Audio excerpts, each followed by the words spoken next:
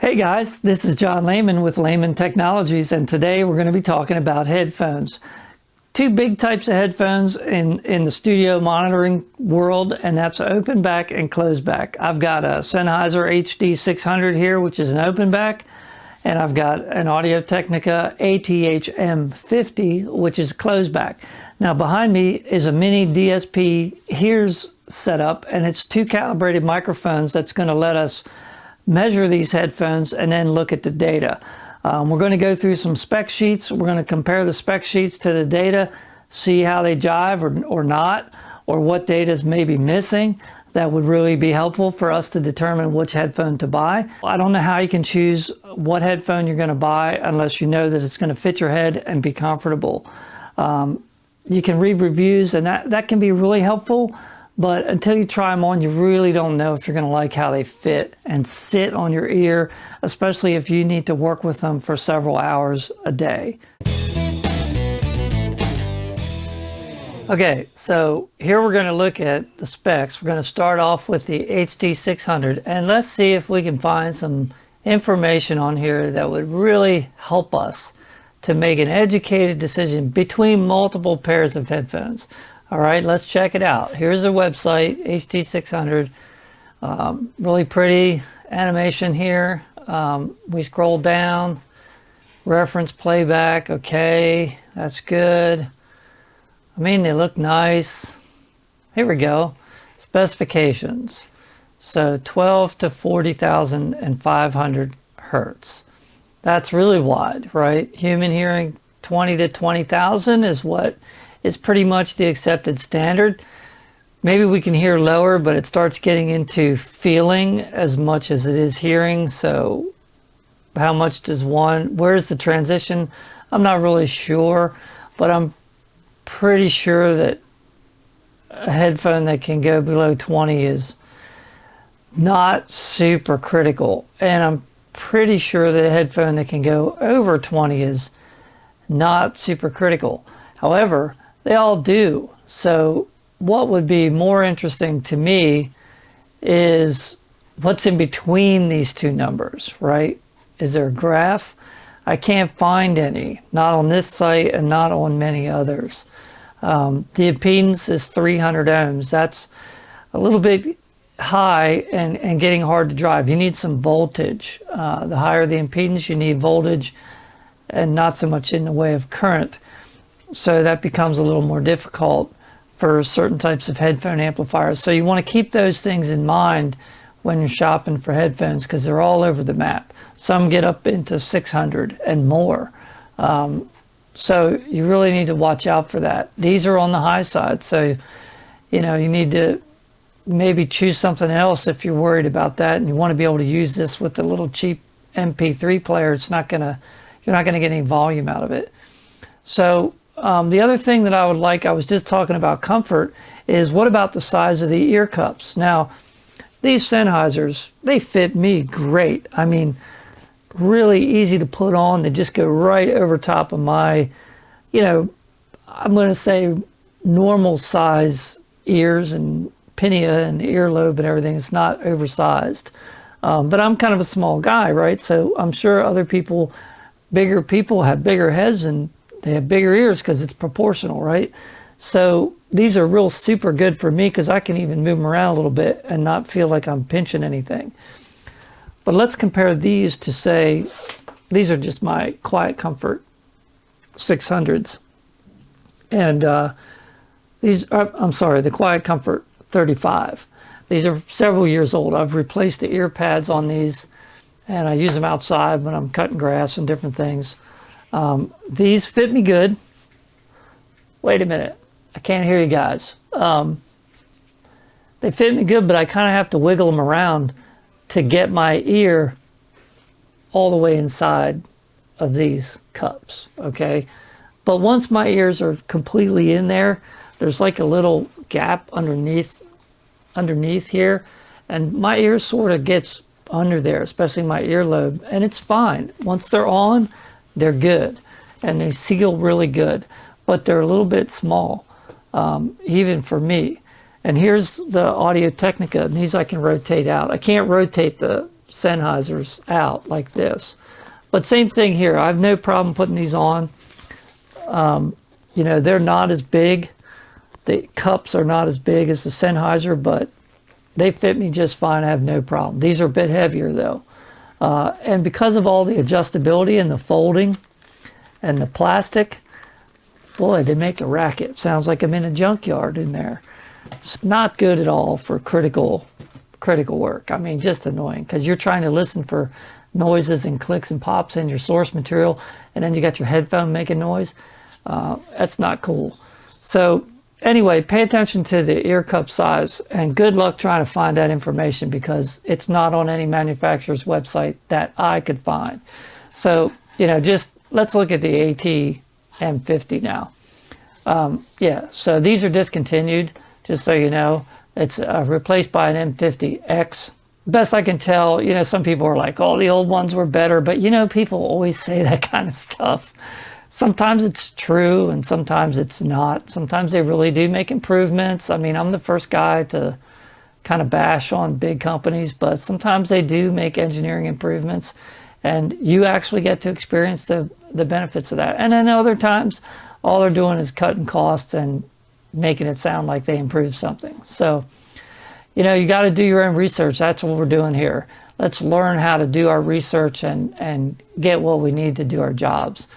So again, let's just look at the specs just so we can see if they have any better information. And not really, right? We still have this same 2-number range. We don't know what's going on in between. The impedance, that's a really useful thing to know. So I'm glad they do at least put that in there. These are real easy to drive. You can plug these into your phone and get plenty loud. So again, nothing about the size on here. I looked at Shure's. Shure has this really nice SRH 1840, and you go down here, you can't even get the specs. They just take you right to the reviews.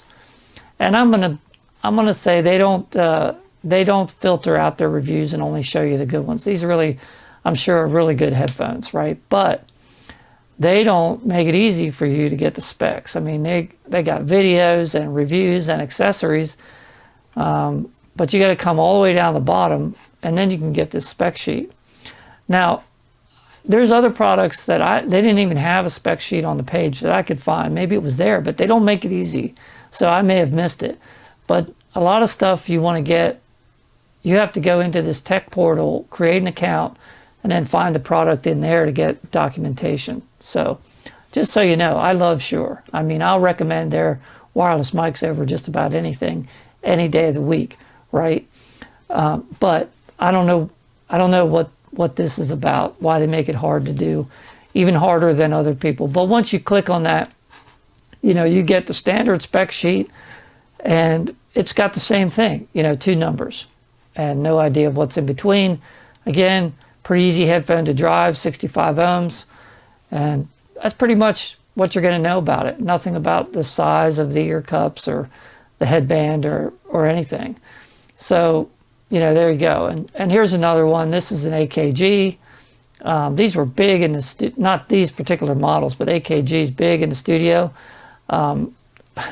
The 240, I always thought it sounded like garbage, but it was real popular in the studios. So anyway, this one, I mean, I don't know, I haven't heard it, but again, 2 numbers. You see in a pattern here? I mean, they're all doing the same thing.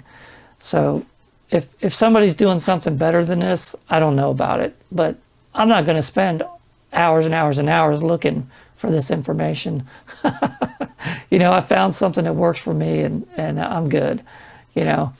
So what are we supposed to do with all this information, and how are we supposed to get it? Here's a site, Critical, right? You go to this, and this is a $59,000 headphone. Are you with me? $59,000. And they got these tubes, and even built into the ear cups is a MOSFET, that's a transistor amplifier. So 2 amplifiers, right? Because why not put more stuff in the signal chain? I mean, look, I'm sure it sounds great. I mean, I should hope so. But let's check out, here's the curve. Well, gee whiz, I'm not sure that looks so great. I mean, look at this mess. and this bump down here and this scoop out, especially here. I mean, this is almost the classic smiley curve that everybody makes fun of, especially hi-fi enthusiasts. You know, they're all about mid-range, creamy mid-range, luscious mid-range, and they make fun of like DJ style headphones that have a bass boost and a treble boost, right? But that's actually what this looks like a little bit to me. I mean, you know, I'm just saying. But anyway, $65,000 will buy you this squiggly line. So, yippee, right? Let me see if I can get back. Yeah, here we go. Down here in the A minus is, look here, the HD-600. So I got an A minus on the ones I chose. I just found this website the other day, by the way. I've had these headphones for years. So if I click on the HD-600, right, I mean, as far as frequency response, other than rolling off a little bit in the lows, it really doesn't look any really worse than the other one, I don't think. I mean, this could easily be remedied with a little low shelf EQ and call it a day, right, if you even cared about it. So I don't know what to say here. As far as specifications, there's obviously something missing, you know. So let's go find out what it is, shall we? Okay guys, so what does it all mean? We looked at the specs and it's kind of you got to guess what things are really going to sound like. You can't get any real information from that. The only place that they're different is beyond the human hearing range on both ends of the spectrum. All we can know about is what's outside the audible range. That's really what we're learning from those specs, is that all headphones, I mean any headphone that's targeted at professionals, is going to say 20 to 20,000 or more, right? So 15 or 17. I mean, 2 hertz down there, does it, I mean, it just doesn't matter, right? So, and the same on the high end. I mean, come on. Does it really matter what's going on up there? I'm not saying it doesn't, because as I mentioned earlier, there could be additional benefits down below if you can make your device reproduce all the way to 40K, even if it's not great, the transient response isn't great up there, you're probably going to be able to do a better job at 20K. But at the end of the day, how much does that really matter? And how much other stuff is really wacky that they're not even telling us about? So that's what we're going to look at here. Right now you're looking at, this is Room EQ Wizard. Okay, I'm going to put a link down below. You can download this and play with it. It's totally free. If you want to do multi-mic measurements, then you got to pay some money. I can't remember what it is now, $100 or something. As far as measurement software goes though, it's still, even if you pay for it, it's really reasonable. You know, I have a purchased copy of Smart Suite, which they just released, and you know, it's hundreds of dollars, if not $1,000. I've upgraded, so I don't remember the pricing exactly, but you know, it has more capabilities. There's more things you can do, and the interface is a little bit easier to navigate, and the file management is definitely easier to deal with. But as far as the underlying, you know, measurement, it's pretty much the same thing. So here we're looking at the left and right of my M50 and the HD-600. So this is what I call it a magnitude response. It's a frequency response, right? So you have frequency here across the bottom, and then you have SPL here vertical. Now, these mics in this test rig are calibrated. So you see here, I've got head EQ. This is a special calibration for these microphones, specifically to measure headphones, okay? And that's important. Honestly, we're kind of guessing at some of this stuff, right? How exactly do you test when you've got a microphone embedded in a piece of silicone meant to look like somebody's ear with an ear cup smashed on top of it? You know, are we really getting what our brains get? I mean, how can we know, right? We don't have a way to get the data out of our brain or right off the eardrum, or, you know, to really compare these things. So it's kind of statistically correct because a lot of people agree after they do these measurements, and then they make these compensation curves, and then they compare what they think they're hearing to what the curve says they're hearing, and they come to some kind of an agreement on this is the proper compensation. But I just need you to know that this what we're looking at here is kind of, I'm not going to say it's fringe science, but it's not to be taken as absolute truth, right? What these curves are telling us.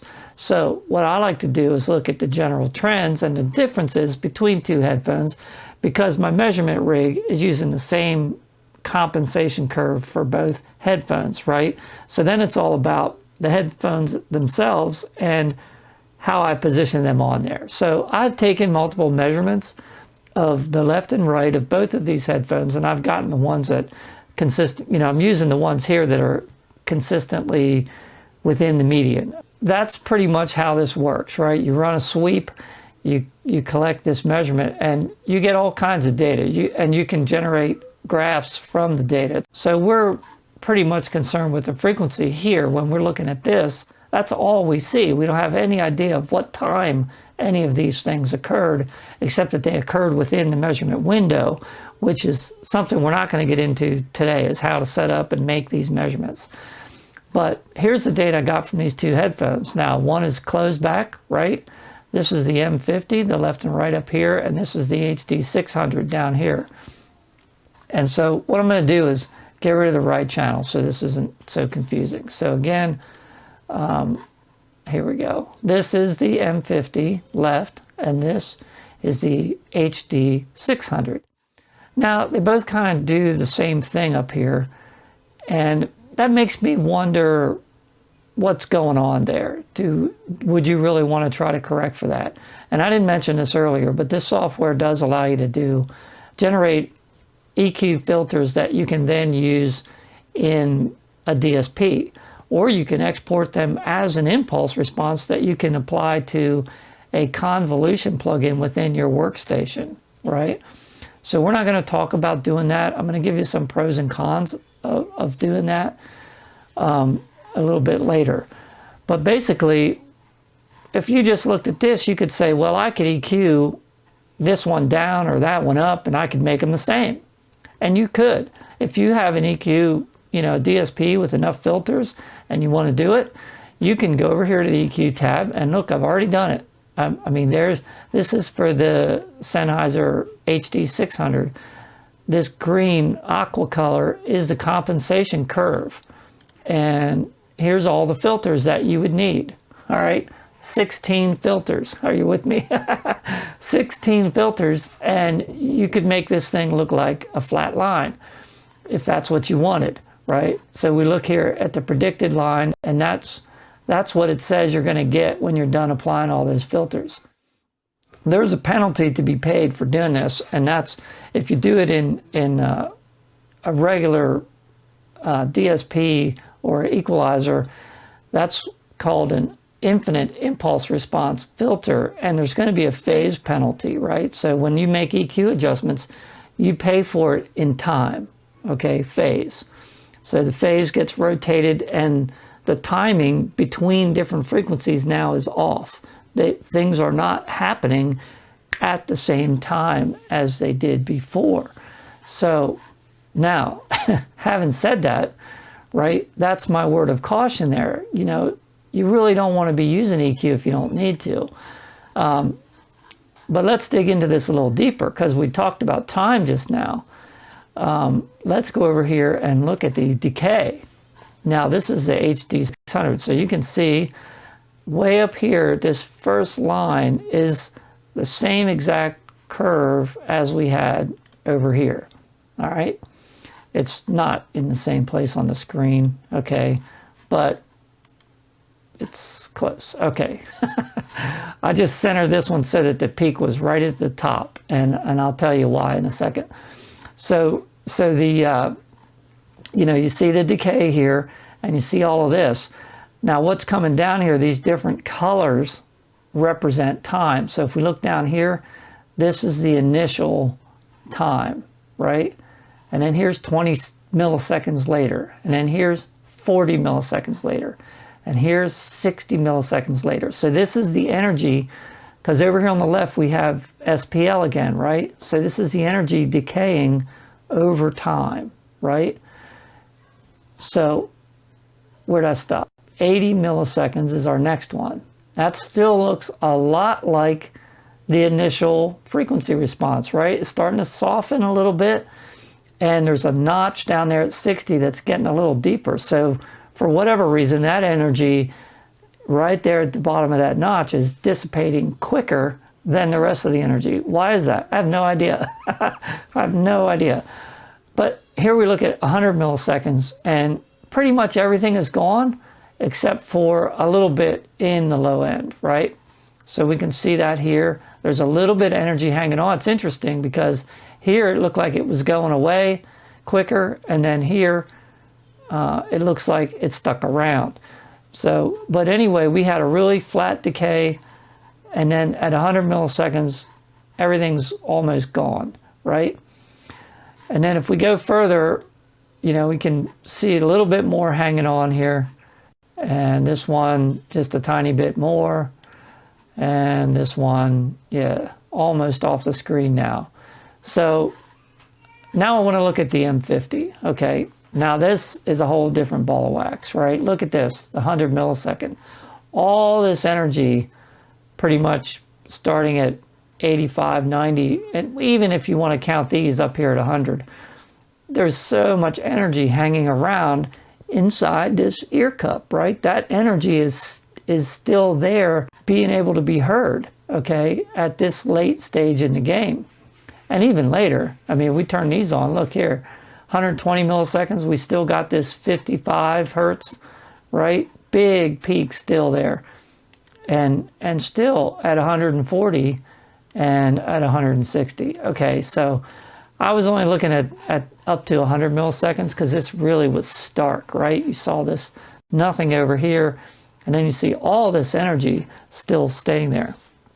And I never hear anybody talking about this. We talk about it in room acoustics a lot. It's a big problem in, well, in any room really, but in small rooms especially, we can't get rid of the low end. It just stays around, and it stays around in really bad ways, like different modes. You know, so you'll have some frequencies, and this happens in loudspeakers too, by the way. They call it one note bass, right? So there's so much energy stored up in these boxes, what, you know, and they do that on purpose to make them sound bassier. But the problem is it's not clear. It's basically distortion, right? Because you can't hear all the notes, right? Every time that cone moves, there's such a strong resonance at one frequency that that's all you ever hear. Even though they're playing different notes, you only hear this one note, it sounds like. There's all these things that we have in room acoustics and speaker design, and we talk about them. A lot of people talk about them, but nobody talks about this problem in headphones. And I think it's one of the big reasons why headphones sound so different, and especially why an open back headphone sounds so different from a closed back headphone.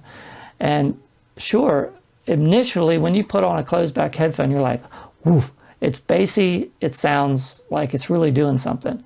But you realize that it's lacking something in clarity, right? There's just not the definition that you get from an open back headphone. And you know, I've never seen somebody talk about this, so that's why I thought it was important to bring it up. And that's why I recommend you to mix on open back headphones if you possibly can. Certainly you got to get a good pair of headphones no matter what they are, right? And if you need to be in a noisy environment, or you need to not disturb the people around you, then you're going to be limited to closed back. But know this, even though we can go in here, let's see, I'm on the M50, we can go in here and look at that. I basically EQ'd the M50 to be flat, right? I don't know why it didn't take care of this. This does this automatically. But anyway, you know, we cut out a lot of that low end.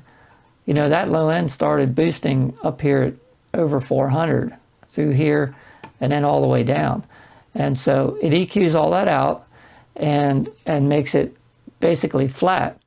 And you'd think, well, if I make it flat, then it'll sound like the open back, except that it won't, right? Because we've introduced phase shift because of the EQ. Now you can use an FIR filter if you want to pay the latency penalty to do this processing down into the low frequencies. You certainly can do that, and for mixing, it's probably no big deal. But so you can avoid the penalty of EQ phase shift if you're willing to take the latency penalty and use FIR filters if you have a way to do that. And the convolution method that I mentioned, where you can export the impulse response of these filters from Room EQ Wizard into your plugin in your DAW and put that on your monitoring channel, not on your mix, right? But only on your monitoring channel. You can do that and there won't be phase shift, but it's not going to fix the decay. You're going to fix the magnitude response with curves generated in Room EQ Wizard. You're not going to fix this. I have a device right here that's also Mini DSP, and I don't think it has the model information on it, but it's basically a headphone amp, and it's not in focus, but I'm doing my best here. And you know, that thing's like 350 bucks. And it has a DSP in it, has a really good headphone amp. It sounds fantastic. You can hook it up to your phone with a USB cable. You know, if you got the right adapter, you can plug it into your computer. And you need a computer to get the filters into it. But you can definitely take filters from here and put them in there. And there's 4 presets in there. So you can have a preset for each headphone or multiple presets, depending on what you're doing for the same headphone. You know, and you can do that. And it's portable then, and you can use it with your laptop, or you can use it with a like if you were doing these filters in your workstation, then, you know, you need this convolution, and you're not going to be able to do that on your media player, for instance, right? But if you have one of these little headphone amps with DSP, you could apply these filters, and it will work for any source. That thing even has an analog input, you know, so if you wanted to feed it from a turntable, you could do it, I guess.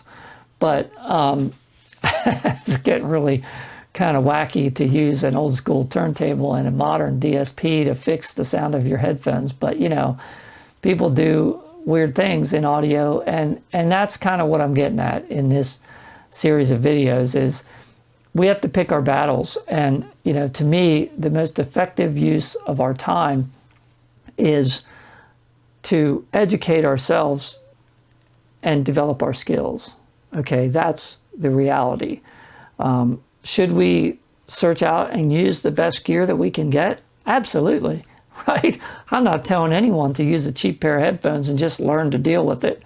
I would never suggest that, right? But I'm saying if that's all you have, or all you have is the room that you're in, and you can't even treat it, you know, there's a limit to how well you're going to be able to do this, but you can train yourself to produce good results in suboptimal situations, suboptimal headphones, for instance, or whatever.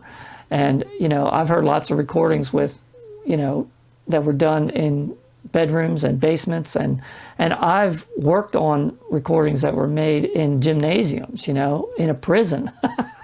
And, you know, the outcome was good. It was. So if you can put the work in and really apply your skills, you can get good results. Regardless of what you're given. I mean, there's always going to be a limit to how far you can take something, right? But ultimately, it's about the performance. And then your skill and creativity as a mix engineer or mastering engineer or whatever to take it to that next level, right? And using good gear is part of that, but it's not the dominant side of the equation, right? The dominant side of the equation is the skills. So I hope this was helpful. You know, closed versus open, I think that's pretty clear. You know, you use closed headphones when you don't want to bother other people, or you yourself don't want to be bothered. Other than that, I would always use an open back headphone for any type of critical listening, mixing, or mastering. So education, that's what I'm all about. I'm going to put some links down here to some other resources if you want to learn more about this Mini DSP products, Room EQ Wizard, how to do measurements. We'll put some links down there for that too. And then I really want you to comment and tell me if you got anything out of this video or what you think I could have said better. So please like and subscribe to this channel. Leave me your comments down below. Of course, leave me any questions that you have for future videos. You might want me to cover different topics. I'm really interested to get an engagement going with y'all. And my desire is to be helpful and to be of service to the audio community as a whole. No matter where you are, if you're just starting out or if you've been doing it a long time and you got something out of this video, let me know. It really helps, and it's going to help other people too if we can get some conversation going. And thank you all for watching, really, and I hope you have a great day.